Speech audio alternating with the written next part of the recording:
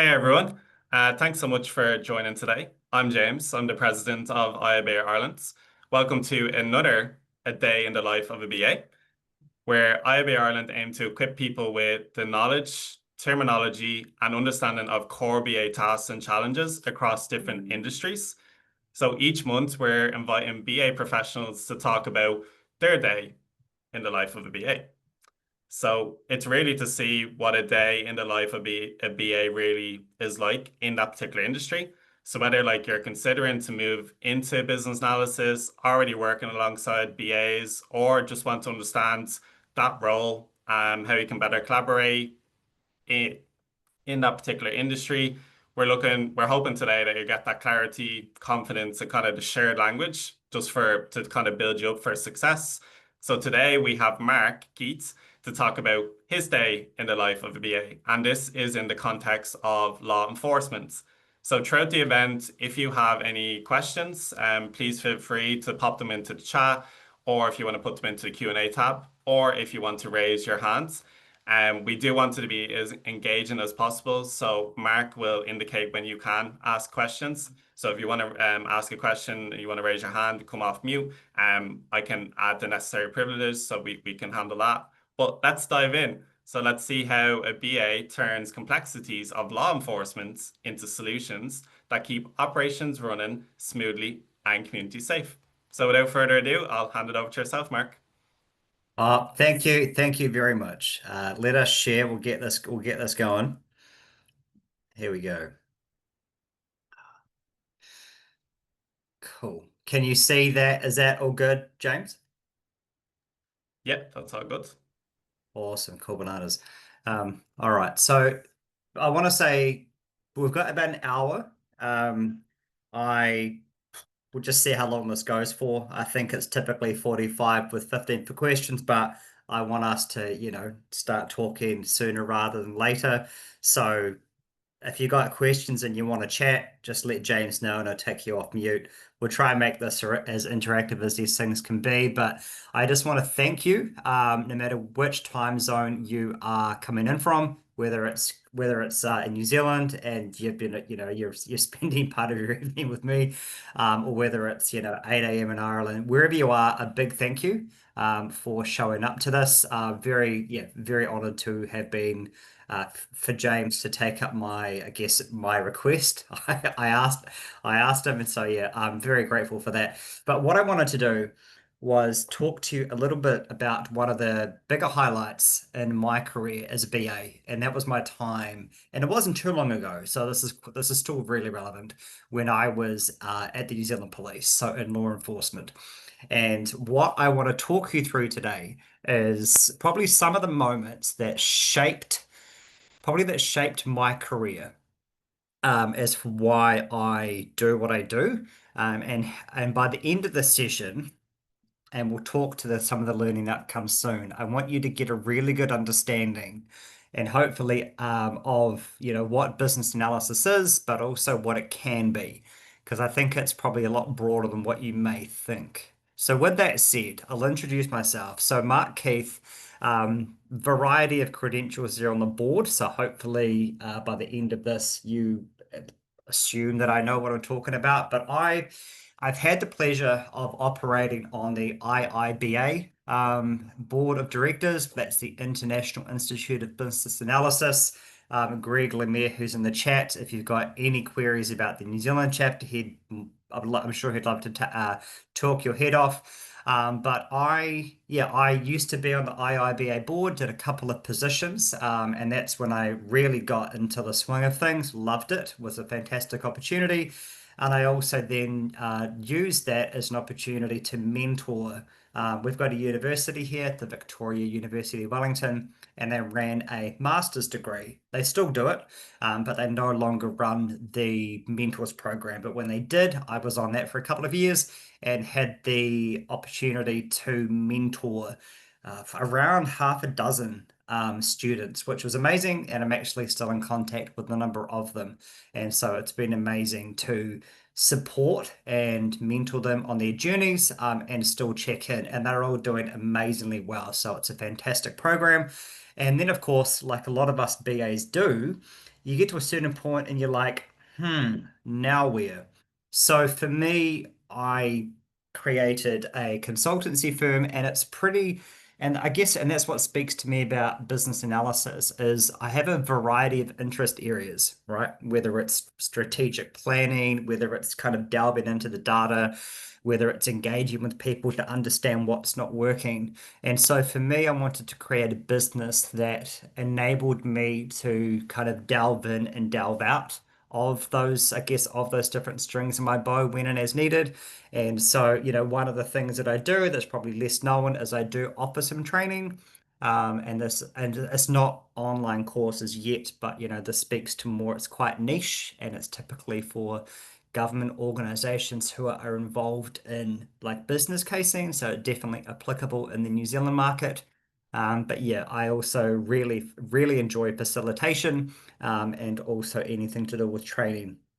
And always happy to talk about that. But with that said, I thought that I would crack into the learning outcomes and really what I want you to get out of this is I want you to get insight from a law enforcement perspective, how the different domains or like areas or levels that you can operate at, and everything from that kind of strategic, operational down to that more corporate.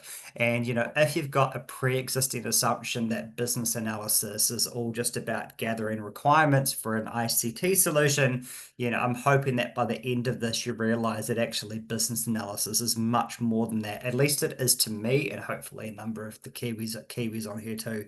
I also want you to reflect on how diverse project exposure can accelerate skills and open new career pathways. And like I said, had of it not been for this particular, like as I've been in law enforcement across three separate BA related professions, but in terms of a capability point of view, they have definitely stretched far beyond business analysis. And I'm hoping that by the end of the session, you can really take away um, that operating in this environment could really springboard your career.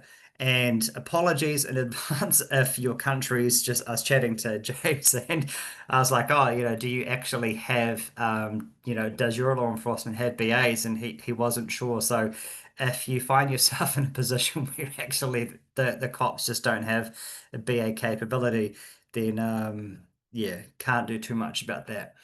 But in terms of what, obviously I've got some case studies and stuff that I want to share with you, but I thought to myself, well, if this whole series is called A Day in the Life, I should probably start there, right? And so for me, what I wanted to say is working, and this will come through, right? This will come through, is a day in the, no, I don't want to say that no 2 days are different because that's a bit cliche, but I will say that no two projects are the same, unless they weren't for me. And working in police, the structure, the hierarchical nature is something I've never seen before, right? And it's obviously, I've worked at the New Zealand Defence Force, so there is a bit of that there, but the police was an interesting experience. And so and what I mean by that is you've got like there are levels to hierarchy. And with the New Zealand Police, there are many levels to hierarchy. And even some of the lower level ranks that you're engaging with are still considered extremely senior in terms of the overarching police ranks. And so you need to understand as a non-constabulary how you fit in because it's not necessarily a case of us versus them because it is very much together, but they've got very real different responsibilities and accountabilities, and it's very much your job as a BA to kind of support them and the wider organization deliver on the outcomes that they're seeking.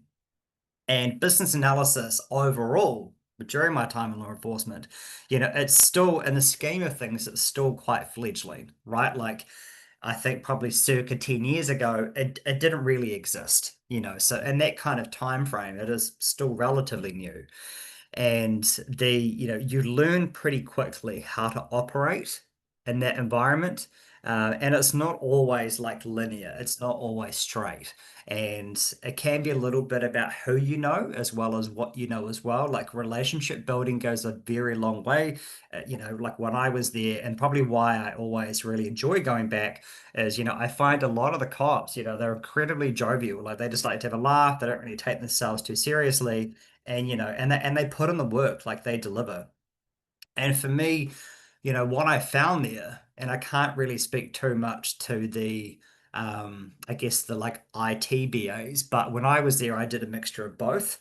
And for me, what a day in the life for me was very like I had a big focus on facilitation, right? So whether that was, you could be doing everything from process mapping, you could be doing some maybe problem, solution ideation workshop, options analysis, so, you really need to have, I'd say, strong facilitation skills, and if not, at least a willingness to learn. But when I was there, definitely that willingness to learn goes a long way. And I remember, like, I had people, teaching me, which was probably more valuable than any training course, actually teaching me how to BA.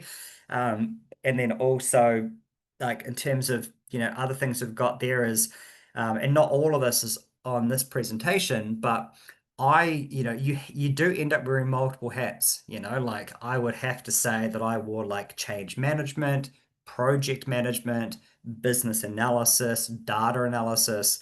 Like there were a wide variety of hats, even consultant to some extent as well.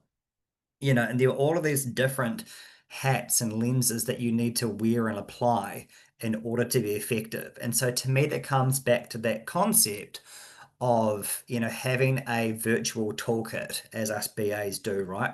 And it's the ability to, and I don't know about, and I'm interested, and I'm interested to get some thoughts on this real soon, but for me, I like to, and this was even before, before AI, but like I like to think, cool, so if this is the problem, what if this is okay, what outcome are we seeking? And based off of my skill set currently, how can I assist us to get there? And often it might be like designing or coming up with something from scratch, and I've had a lot of opportunities in my career to do that, which is always really exciting. But I think especially at police, it's a place that rewards intuition. It's a place that rewards enthusiasm and kind of the courage to just get up and do it. I remember for me, had have I not put my hand up for a lot of opportunities, I probably wouldn't be in the position that I'm in now. And offering some of the stuff that I do through my business, I got a lot of the base level skill set from law enforcement. So I do owe a great deal of gratitude to that. So what I'd like to do is my um, I'll talk through. I'll go through one case study with you and then we'll part for questions. And when we part, I'm really interested to understand kind of like what's your like, going into this, what did you think a day in the life of were operated in law enforcement would be like? I'm kind of keen to see if, if what you think and where I'm heading are aligned, but then also we'll just break for a bit of a chat and any questions at that point. And we'll do that a few times throughout. But so I'll get into this first one and I'll give you a bit of kind of background clarity. But and I don't know about you guys, but in New Zealand, and I feel like I can say this because I've been around long enough, is the government's ability to invest or ensure that the investment decision is addresses the root cause of what's not working so that it can deliver their defined benefits. I feel like that is a overall, I feel like that's a skill set that is probably sorely lacking. And I definitely think there are capability gaps in this country. I don't feel like there'd be many people on this call that would disagree with that. And one of the things that I had at police and what they wanted to do to address this was they wanted to send people on this training. And this training was called investment logic mapping. I've probably mentioned that numerous times to some of you on this call. In essence, it's a framework that enables you to define the problem, articulate the benefits, identify the response options, i.e., what are we going to do to fix the problem, and then what are the organizational changes to make it happen. It's a business case on a page. And so, I had just finished some very intensive in-person training, and I had the opportunity to practice that, and some of my case studies will talk to that. And so, on the back of that, obviously, I put it into practice and and turning out when I was working there, God, I thought I was on cloud nine. And yeah, I was loving it. And I remember there was a call from one of the regional officers who had learnt that the national office where I was had this BA capability, right? Now they didn't really know what BAs did, right? And but they knew that national office had these, had all of these fancy people that did some stuff, and they, basically came up with ideas and fixed things. And so my manager at the time, he said to me, Mark, we've got an opportunity, and I think you'd probably be quite well suited. He's like, now I don't know too much about it at this point, but we've got a specialist group who are forming like a specialist task force to address gangs, the gang task unit, I think it was called. And but they said, look, they've got, like the funding's there.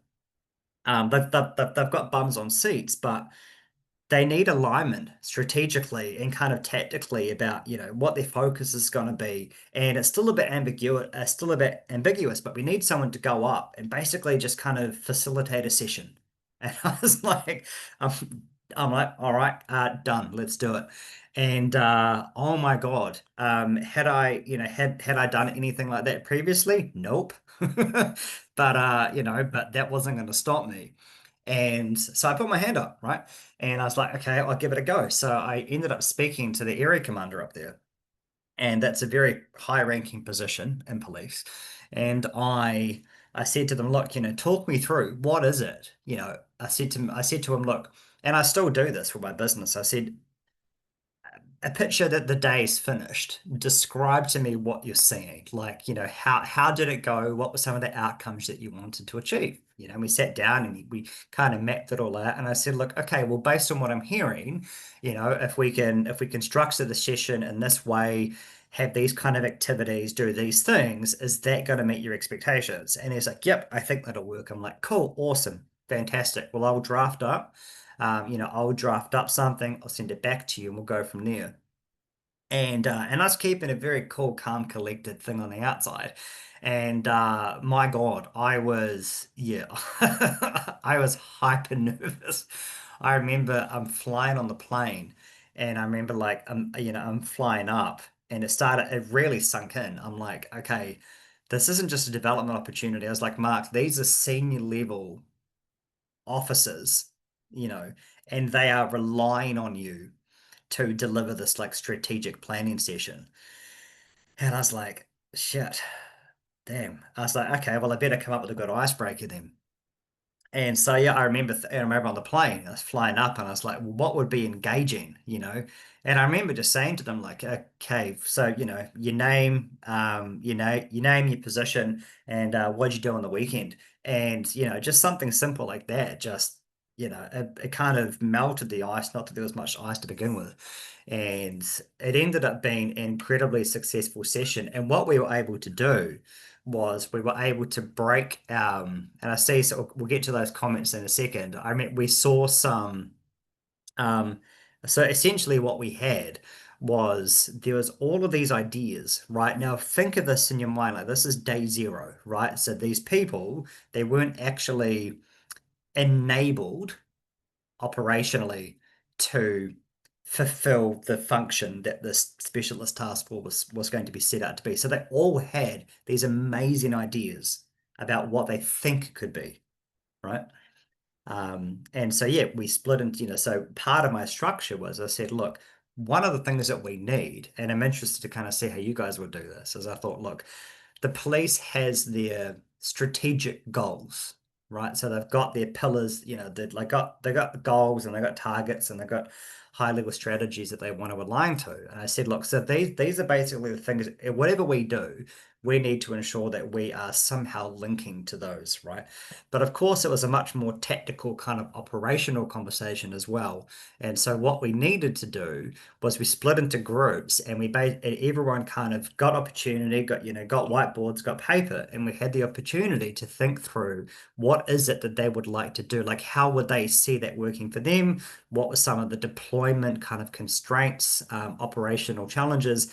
And this is very different. So like if you're kind of eliciting requirements or you're trying to understand bottlenecks or things like that, like, this is real, this is very real world.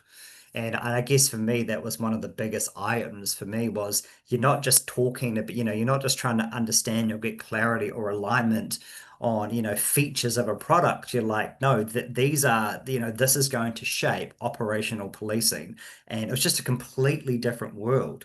But what we were able to do was, yeah, as I said there, we were able to kind of balance some of those operational demands because there were other BAU strategic priorities or things that they needed to focus on as well, in addition to this, because there's only, X number of bums on seats.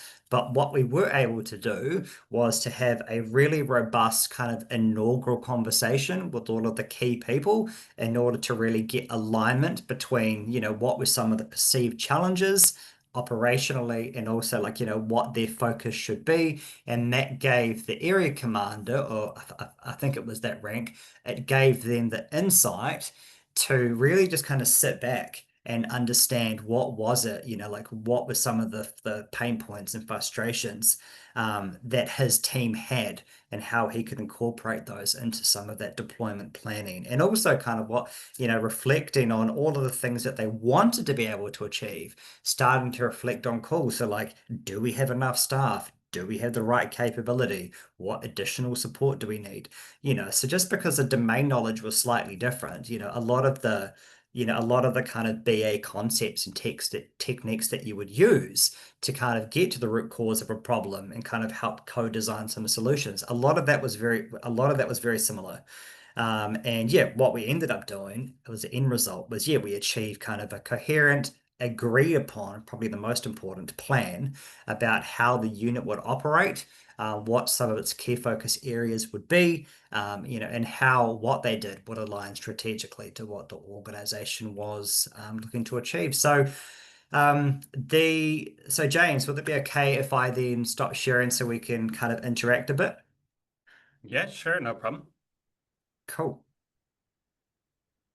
Because I can't really see the questions when I'm talking, so um, there might not be, and it was some length and things. But yeah, so we'll stop there. Are there any questions at this point? And I think uh, Rakesh,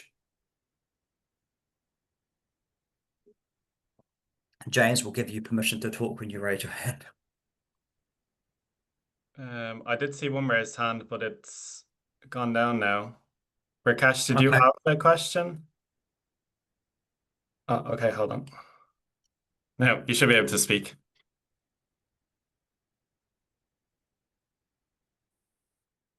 we'll get there. I think he's muted. Yeah, am I audible now? Yes, welcome. Hi, Mark. Yeah, so I just had one query in my mind related to, as you said, this word in itself, operational policing, is quite a new thing. And how did you go through the actual domain knowledge of the industry, what we call it, as we can say it as a law enforcement, and if we work somewhere in a healthcare, in a real estate. So if it was completely totally new to you, so how did you actually intervene, like in a depth format, in a breadth format, to get the overall understanding, because you are the change maker there, and everybody is expecting magic out of you, right? So They do. hope I you got my question. Like, No, how I did did, and I'll do my best to answer it. So, one of the things that they do quite well is, or at least they did when I was there, was when you are assigned to a project, or whoever's got the majority of your time, you will typically be kind of co-located with them. And so just by being in their presence, you will learn a lot in a very short period of time about how they operate and some of their challenges. And some of the case studies that I'll talk through in a moment will delve further into that. But yeah, especially the police is best experienced in person. And so a lot of the experiences that I had, and not all of them are covered here tonight, are opportunities. For example, here's one of them. And this isn't something that I was going to talk about, but one of the things that we worked on was tire deflation devices or spike strips that they throw in front of cars. Now you probably, cool. Well, how does one get if you're on a project to investigate options about that, then the best way to go about to get that domain knowledge is to put on a high vis vest and go throw some. Right. And so that's exactly what we did. I got to wear a high vis vest that a child would wear. I don't know why they had one, but that's all they had and it fit me. And so yeah, I was like looking like an overgrown child on the side of the road, freaking the crap out of truck drivers as they were driving past. They looked pale, because here I am sitting there I had a cop behind me, and I had these spike strips, and I had to, I just love this one. Like, I was trying to get practice, right? Because I wanted to understand, if we're going to replace these things, what were the pain points? What wasn't working with them?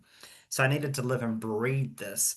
And so I remember sitting there, like squatting down, throwing them across the road, and I'd go wind them back, and then I'd, be kind of crouching down to throw it again. But of course, you can't throw when traffic's going through. But of course, you see like these big trucks coming through, and they see the cop car. They can't tell that I'm in some like child's high vis vest. They just see me with a spike strip looking dead in their eyes. And they look petrifying.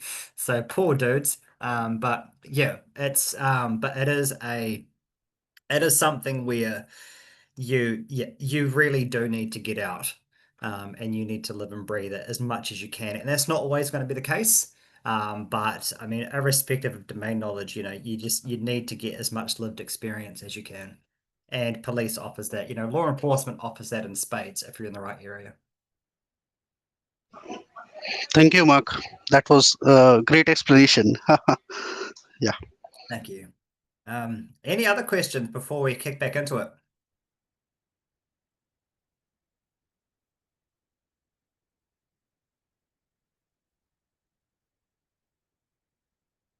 No? All good.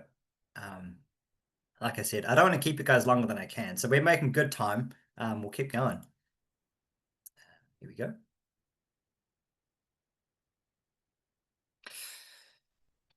Cool. So this one here, this one was super interesting. You're going to really enjoy this one. So this one we had and all of you would have experienced this, right? So this is your classic stakeholder, your business owner rushing to a solution. And this was no different. So we had a technology, these are DVD recorders, right? Used to record suspect interviews. Now, one of the things that essentially what the issue was that the equipment was outdated, it was ineffective, it was inefficient, and it was plagued by maintenance issues. Now, these technology was used to record both young children in their interviews, but then also offenders as well. So some of the subject matter is quite grisly, and that is just the harsh reality of operating in this environment. And so, what we found out, or at least what the perception was, is that this equipment was difficult to maintain. What we had learned was that actually a lot of it was maintained and it was repaired in some guy's garage, and that there were a whole variety of pain points. And so when and the business owner just wanted to rush ahead. There was a provider who had a digital solution that was kind of the silver bullet to everything. And what I was able to do, I was able to say, look, let's slow down. Let's conduct some root cause analysis. Right, so I'm interested in the chat if you want to, tell us what kind of techniques you use. And so I would love to learn that from you guys. And so I ran a series of workshops. This was that ILM thing that I was talking to you guys about. So I ran some workshops and we got to the root cause of the problem. I remember doing I think that's the Ishikawa fishbone diagram for the root cause. But it was a collaborative session, and we uncovered that there was actually a wide variety of issues. Everything from the difficulty in replacement parts um, through to like process related constraints, storage issues. Like there was a whole variety of things. And so as a part of that, we needed to once again, we needed to go out and see how these were used. I remember going out to a location and we literally found out that these devices were just stored in boxes, these like recorded DVDs. And he spoke to them. He said, "Well, how do you know, like, if you need to recall, like, what do you do?" And they were like, "Oh, we've got labels on them. We just kind of manually search through them." And I was like, well, that sounds horrendously archaic. Like, surely that's not how things are operating, but they were. And and then, in addition, like when we were doing current state analysis, this wasn't recorded anywhere. So we were like, cool. So can you tell us how many of these devices you've got? No. Okay. Can you tell me where they are? No. Okay. Hmm. All right. This is going to be interesting. Do we know who uses them? Oh, you don't? Okay, sweet, sweet. And that's not uncommon, right? Um, and so, I was like, cool, well, do we have anything that we can use? And so I actually got the opportunity and I went out to one of the local prisons, that's never been there in any other capacity. And I was like, and that was eye-opening, so you're getting escorted, you're going into the actual place where these, like where these offenders or alleged offenders and prisoners are. So you're going behind the wire, and it was a completely surreal experience. But like, you're going there, you're physically kind of inspecting this hardware, you're seeing what it looks like, and you're starting to be like, okay, so if this like data or this video, if this is used for like evidentiary purposes in court, like, yeah, we probably want to ensure that we've got a pretty fit for purpose solution. And what we had learned through that was actually some of the video quality was actually pretty subpar. And, there were issues with audio quality, video quality, like I said. And so we were really starting to build the case for change. And, coupled that with those kind of storage related issues. I remember I interviewed a woman and I said, look, are there any documented processes? Are there any process maps for like how, the whole, I guess, life cycle of the equipment, of the recordings, like, is there anything? And there was nothing, literally nothing. And I remember being like, cool, all right, well, how long do you have? And she's like, oh, well, free most of the day. And I was like, all right, cool. Well, I'm not going anywhere. Let's do a process mapping session. So I real basic, and I'm not talking business process modeling notation, none of that, right? I'm talking about something that's fit for purpose for the end user who doesn't live and breathe that world. So I just did basic workflow notation, squares, like rectangles, diamonds for decision points, that real basic stuff, right? So I took her through that and was able to elicit some of the pain points, and take her through that. And that became, I got back to the office, I did my thing, validated that with her, and that became a really valuable artifact moving forward. And I remember as we were progressing through this, one of the things that we had to do was we came across legislative barriers. And so we really um, wanted to explore a digital solution. And one of the thing, and I don't know if you've come across this, but and I kid you not, the legislation was specifically referenced DVD technology. So even if we wanted to and money wasn't an issue, we weren't even allowed to.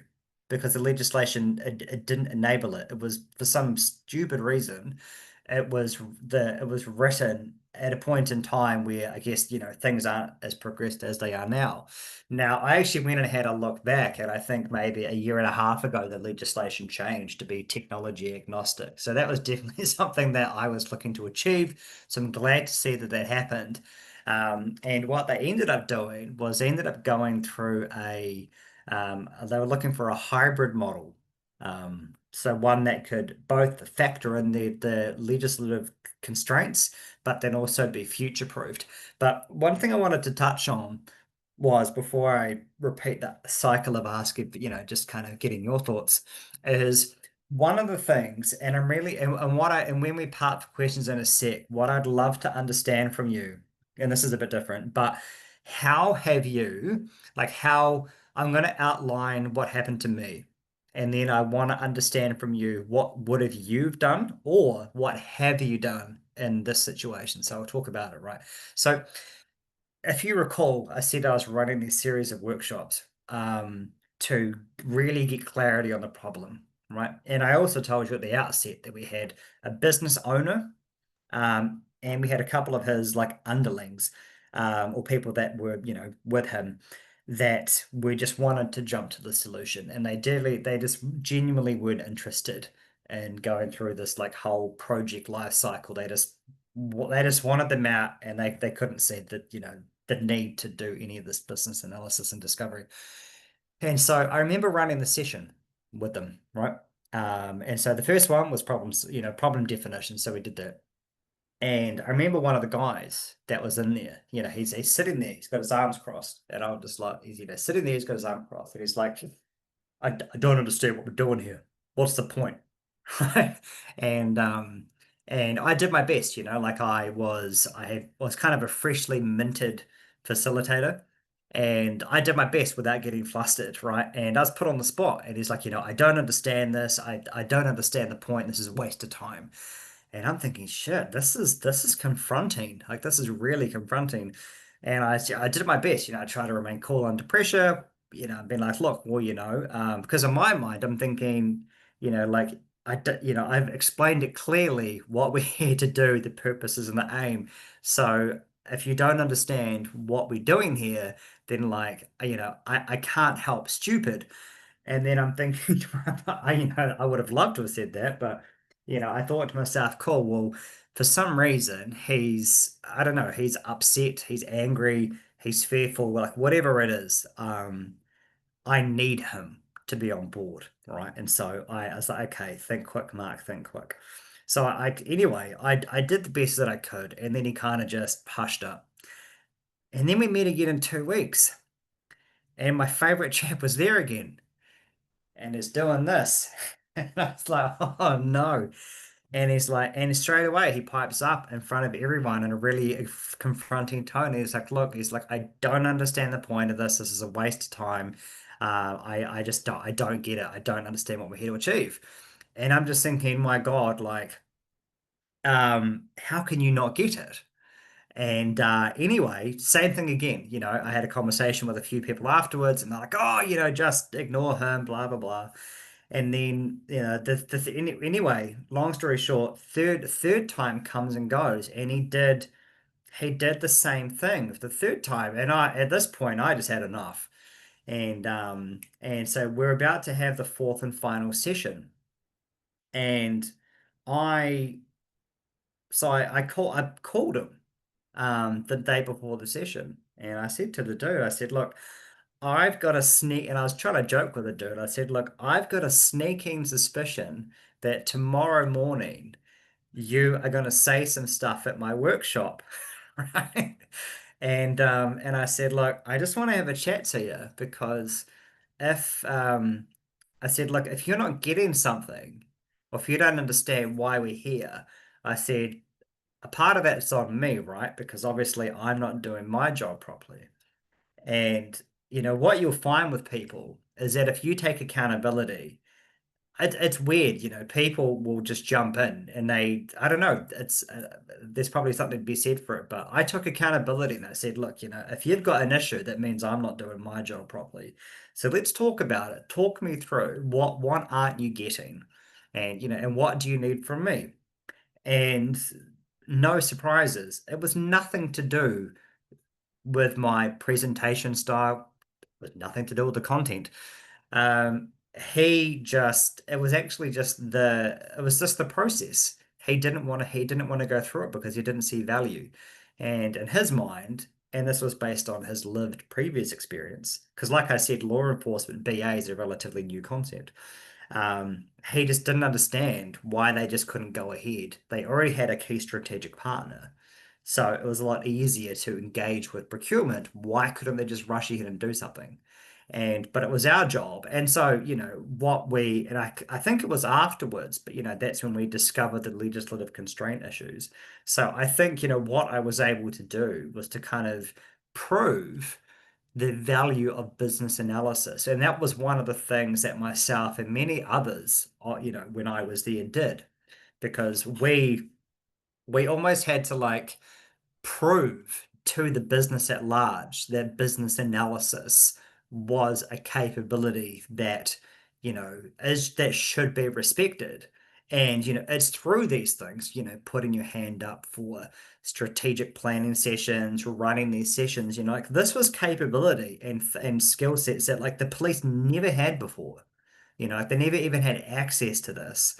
So we'll just quickly park the questions. I'll stop sharing. Um, And so, if you've got, put up your hand and we'll just talk through some of them if there are any. There is a question mark in the chat if you can see the chat. Shruti, okay. Shruti says you have extensive experience working with PSUs, public sec. I don't know what that means. Would you like to talk, Shruti? Put your hand up if you'd like to. If you don't want to, that's fine. Is he still with us? He is. Okay. I'll do my best to interpret it. But you're welcome to talk. Would love to hear from you. Um, he said, how different has been a BA for them as compared to other conventional IT BA work? I mean, did you work for embedded or real-time systems while you were employed for public sector units? Oh, okay. Can't unmute myself. You should be able to unmute yourself now, Shuri. Oh, he's gone. I think he's maybe tried to rejoin. Oh, no, here he is. Yeah. Yeah. Are you able to hear me now? Yes, I can hear you. Apologies. Yeah. So I was like to ask you that since you have been worked with all these public sector and like you're with all the government organizations, and I really wanted to understand that how being a business analyst was like working with these people as compared to other IT industries, like if there is any BFSI domain and conventional IT industries, because I understand that being in public sector, you people like more of a liable to not share information properly, and there will be like disconnects within the departments as well. So how how you have coped and how you have managed to sail between among these PSUs and implemented your strategies as a BA? Yeah, great question. I was going to reread it again. How different to other conventional review? Yeah, so like working, I mean, I'll ask you this question first. Like, have you had the opportunity to work in many PSUs yourself? Yes, I initially started my working like in a very initial stage of my career with Indian MOD on contract. Basically, it was an Indian Navy unit. And Yep. although I was a very as a software engineer, but yeah, I felt it very difficult to make them understand that what exactly that they wanted to get implemented in the system.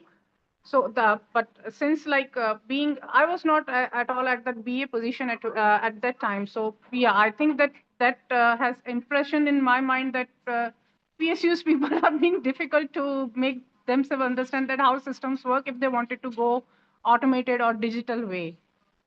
Yeah. And I think as I said, I think in PSUs, or we call them public sector organizations, I guess, or PSOs here in New Zealand. But I think across the board, there is an increasing understanding of what, and do correct me at the end if I've completely misread this, but there is a growing understanding of what business analysis is and what business analysis does, and a small shout out, still on here. So, the great work that, James with with in the Ireland IIBA chapter, the great work that Greg does, and the New Zealand chapter, and all of that, and all of the professional kind of membership bodies and meetup groups, I think there's a lot of work going in kind of globally to promote the profession and what it can do. And I mean, I have had the opportunity to work in private organizations as well. It hasn't primarily been all, all public, even though that's been the majority of it. But yeah, it's definitely been.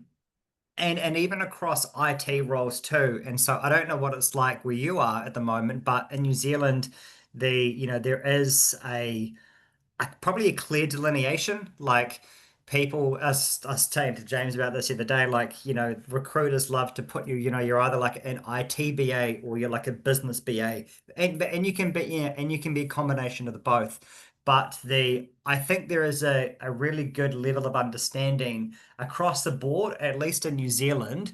But like I said, a lot of there is, I'm reflecting, like, even down, and because New Zealand's comprised of two islands, South Island, we've got obviously huge dairy exports, agricultural exports, and we're seeing and I just, these positions that didn't even exist, but we've got a company called I think it's Silverdale Farms or something like that.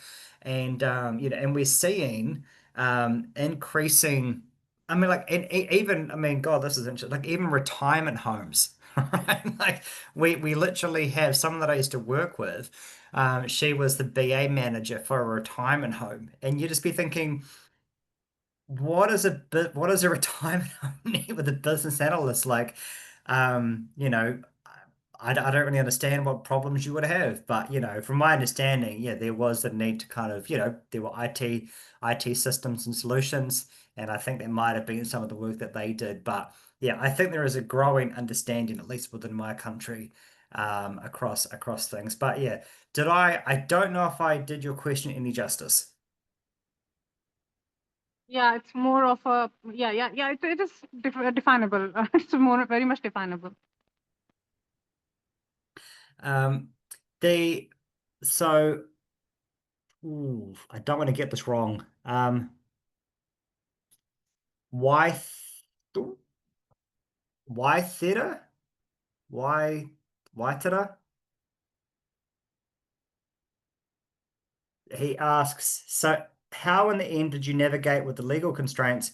Because it feels that most of it could have been sorted with technology. So great question. This might have been, if I didn't answer it, I tried to answer it again. So we weren't able, as I said before, we weren't able to explore that technology. Sorry, we weren't able, so there was we weren't able to go kind of like full cloud because the technology didn't allow us to do so. But there was nothing stopping us legislatively from having a system that was cloud enabled, as long as the primary mode of operation was more analog. And so they needed the ability to still have these physical devices in order to use them, but there was nothing stopping us from having a device or a system that had that functionality. And, in terms of the use cases, something that was really interesting with this one was, they wanted to have people remotely, so you could have a interview being conducted at a prison in Rimutaka, but then you could have someone who's connected, maybe in Nelson or another area or city, and they could be like remote, kind of remote connecting in. So that was a huge capability uplift that had never existed before.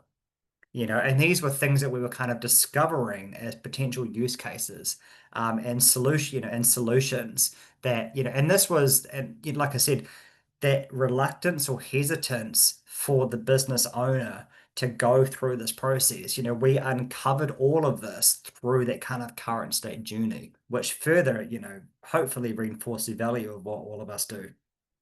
Oh, I did get your name correct. Oh, fantastic. Thanks.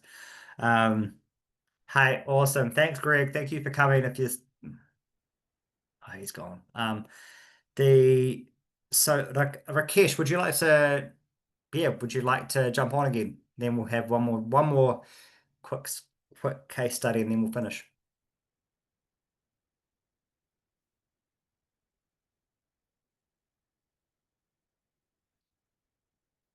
No. Here we go. Rakesh, Yeah. Hi, Mark. hello. So Yeah. your question, you said, can you explain your strategy when stakeholders are unable to articulate the requirements clearly? What techniques do you use to help them express their needs? Have you had some troubles with this, have you? Yeah, when I switched into a new sector, I was working with the BFSI and fintech domains, and then Mm, probably got into the real estate sector. So there was a chaotic environment, and trying to articulate the needs, what requirements they are, what kind of documentation they would like to see, because they were only solution oriented. They did not want the processes, the documentation, approvals, and all. They wanted to skip everything.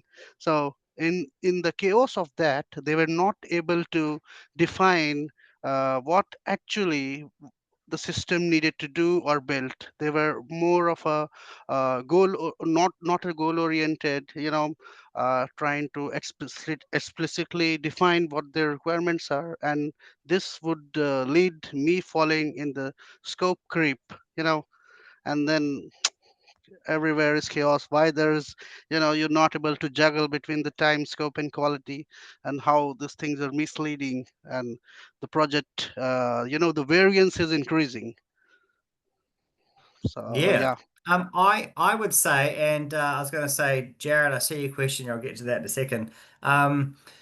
The adapt, I mean, feel free to weigh in here, James. But I feel like adapt your approach. So like if you've been trained and you're like, okay, I have to do user stories with acceptance criteria, that's all I know, that's what I was taught, then that's fine. Like try and do that. But if you try and apply something and you're like this, they don't get it and it's not working, then no matter where I go, um, I always look to understand how an organization currently does something. Like I'll have my own way of working, I'll have my own templates and examples and things like that that I save, but I'm not going to be a purist if the environment that I'm in isn't a purist environment.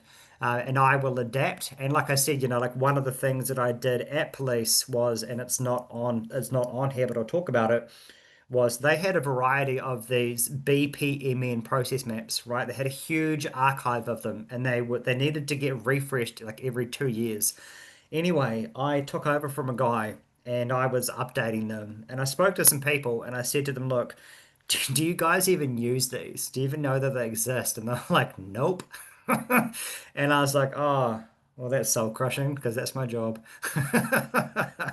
And and then, yeah, I spoke to a whole bunch of people and I said, look, obviously there's a need for something like this, right? Because I said, you guys are responsible for corporate support and administration. So, how do you know how to do your job? Like, you don't have any standard operating procedures, you don't have any process maps. And I said to them, look, if you had something a bit easier to follow, just like simple boxes and diamonds, and I said, would you be more inclined to interact with it?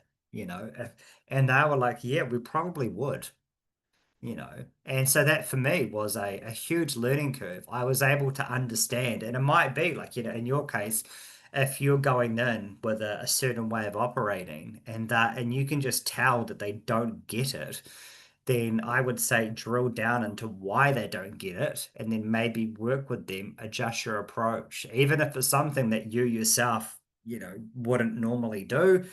just make sure that whatever you're doing fits the bill. Otherwise, I feel like it can just be a lot of wasted energy. And you're not, like you're not talking to other BA professionals, right? Like just because you know what good looks like, they often may not. Yeah, that's correct. That's really, we always try to do what we know and we try to excel in that. But sometimes the same approaches don't work always. Um, now, Hello. Yeah. I was going to say, Jared, we've got 6 minutes left. I do have one more thing, but I mean, I'm enjoying this far more. Jared, did you want to, would you like to ask your question? So thank you, Rakesh. Um, Jared, jump on the virtual stage.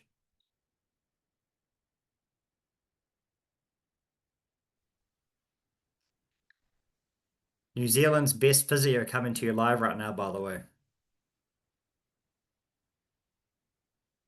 No joke. Jared, we can't hear you if you're talking.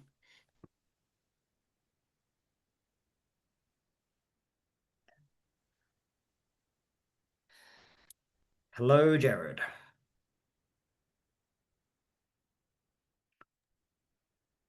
He's definitely trying. He's trying to get it to work. In Jared's defense, I'll read out his question, right? So he said, what I'm wondering is what techniques do or did you use to get stakeholders to understand the need for problem exploration if they aren't particularly interested in the process? Like the gentleman you spoke of. Well, first of all, gentleman's been far too kind. Um, so great question. But yeah, so what we were able to do was obviously I was working with a project manager and I was able to convince him, first of all, that we should go through this process, right? And got him on board. Sweet. Step one. And then so as we were going through this, what I said to the business owner and like his, senior staff was I said to them, look, I said the solution is, I said, look, I'm not debating that with your intended direction. I said, I'm not debating that that's very viable. I said, I'm not. I said, it's probably something that we will think about. But I said, in my experience, and this is when, you do need to have a bit of confidence when you pull this card. But I said to them, look, I said, in my experience, very rarely is it just the solution. And I said to them, look, when I think about my work, I think about people, process, tools, technology, right? And that kind of in that way. And so I said to them, look, we're focusing on technology. And I said that's all our conversations really been. We need to upgrade this because of this. But I said, look, we need to get to the root cause. Right? We need to get to the root cause to understand what's not working because whatever solution or whatever investment the organization is going to do, we need to ensure that it actually addresses the root cause, whatever that may be. And so what I was able to do was I was able to talk them through how that would work, why I'm doing it, what the outputs would be, and the time taken to do this, right? And then I was able to kind of lay it out and say, look, so what we're going to do is I need to understand who uses them and why, where they are.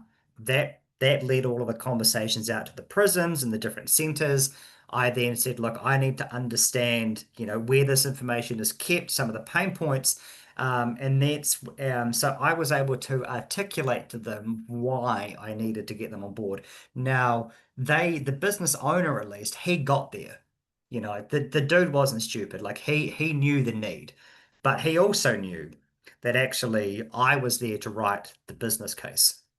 And if there was any shot in hell of this guy having the organization to do what he wanted to do, he needed to kind of have me on board because I was the vehicle via the business case in order to get him the funding. So he had to entertain me to some extent.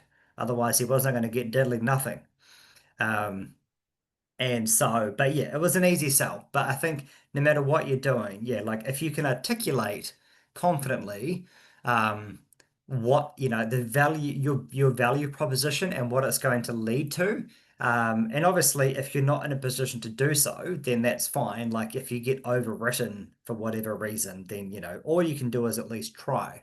But yeah, if you can draw that linkage between what you're doing, and why you're doing it and what it would lead to, then 9 times out of 10, I find that you will get people on board.